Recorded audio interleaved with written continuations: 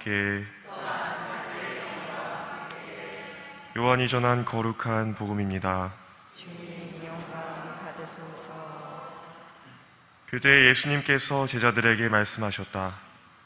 너희 마음이 산란해지는 일이 없도록 하여라. 하느님을 믿고 또 나를 믿어라. 내 아버지의 집에는 거처할 곳이 많다. 그렇지 않으면 내가 너희를 위하여 자리를 마련하려 간다고 말하였겠느냐. 내가 가서 너희를 위하여 자리를 마련하면 다시 와서 너희를 데려다가 내가 있는 곳에 너희도 같이 있게 하겠다. 너희는 내가 어디로 가는지 그 길을 알고 있다. 그러자 토마스가 예수님께 말하였다. 주님, 저희는 주님께서 어디로 가시는지 알지도 못하는데 어떻게 그 길을 알 수 있겠습니까? 예수님께서 그에게 말씀하셨다. 나는 길이요 진리요 생명이다. 나를 통하지 않고서는 아무도 아버지께 갈 수 없다. 주님의 말씀입니다. 그리스도님 찬양합니다. 참 예수님, 하나님의 복덩이 고맙습니다. 고맙습니다.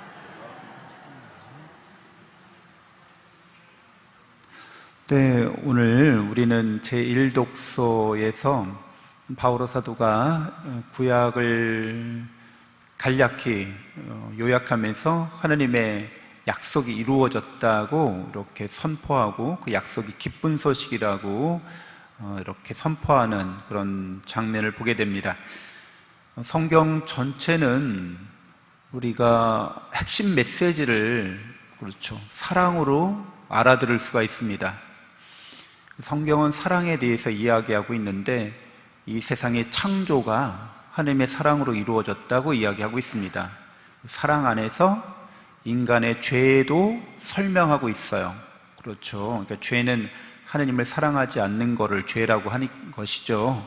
하나님보다 다른 걸 더 사랑하는 것을 우상숭배라고 하는 것이죠. 그러니까 성경은 사랑으로 이 세상의 창조를 말하고 인간의 생명, 우리의 삶이 그 하나님의 사랑으로부터 나왔다고 이야기해 주는 겁니다. 그러니까 우리가 이렇게 존재하고 있다. 우리 삶의 근거가, 또 우리 삶의 이유가, 또 우리 삶의 목적이 하나님의 사랑 안에 있다고 이야기해 주는 거예요. 그러니까 성경은 기쁜 소식입니다. 다른 종교는 이렇게 말하지 않거든요.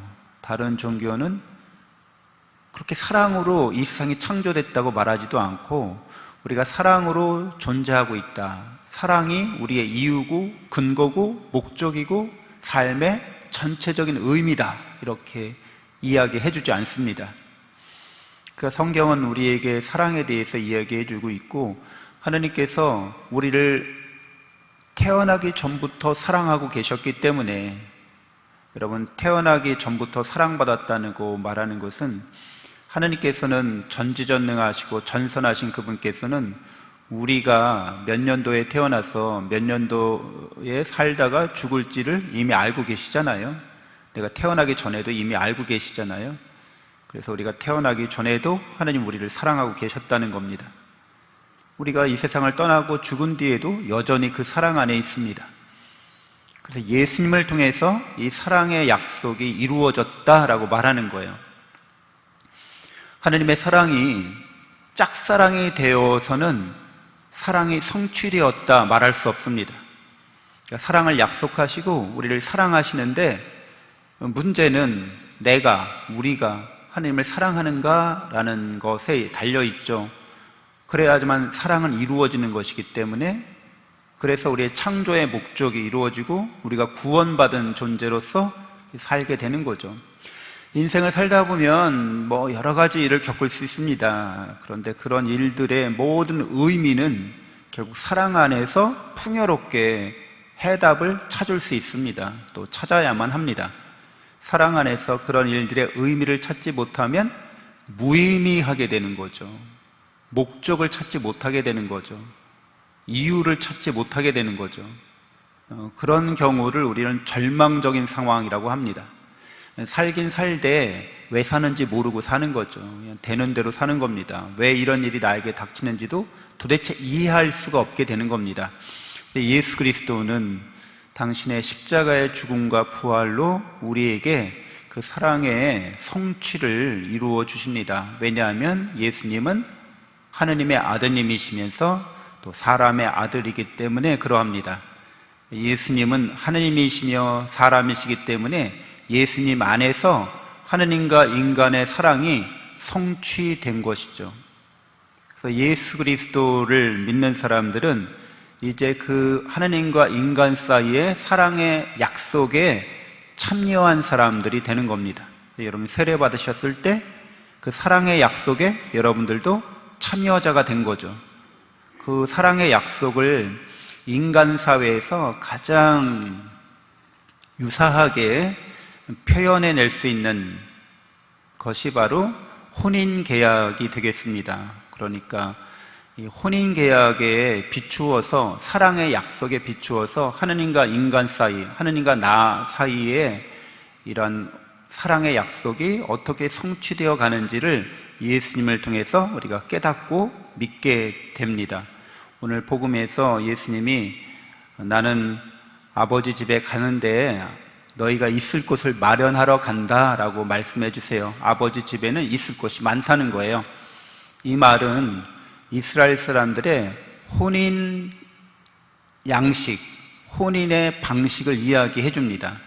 이스라엘 사람들은 먼저 약혼식을 하게 돼요. 약혼식을 하게 되면 이미 부부와 같습니다. 그러나 서로 잠자리는 같이 하지 않습니다.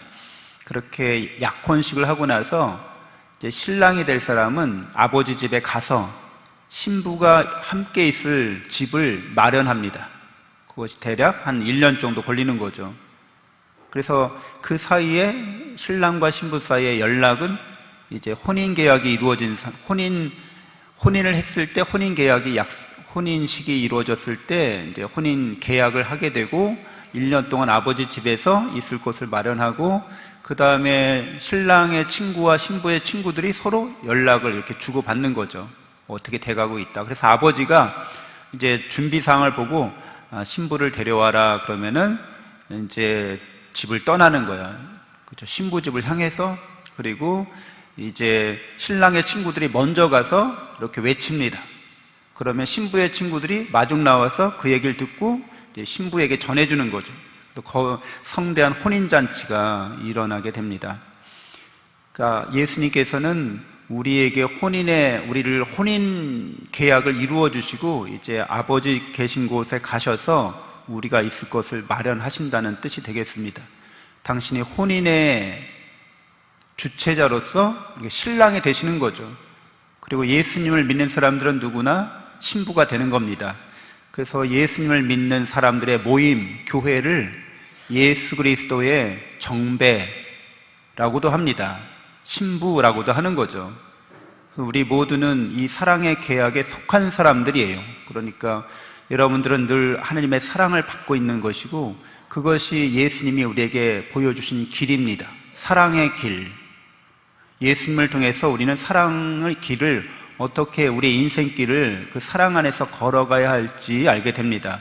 우리가 태어나서 이렇게 살다가 죽는다면 그 길이 이제 아버지의 집으로 가게 된다는 것을, 인생에 있어서 꼭 알아야 될 진리가 바로 사랑의 진리라는 것을 알게 됩니다. 그리고 그 사랑이 우리에게 영원한 생명을, 영원한 행복을 준다는 것도 이제 알게 됩니다. 예수님께서 우리를 위해서 우리를 사랑하시기 때문에 당신의 모든 것을 바치셨기 때문에, 그리고 하나님의 영원한 생명을 우리에게 부활로 내려주셨기 때문에 그러합니다. 잠시 눈을 감고 묵상하겠습니다.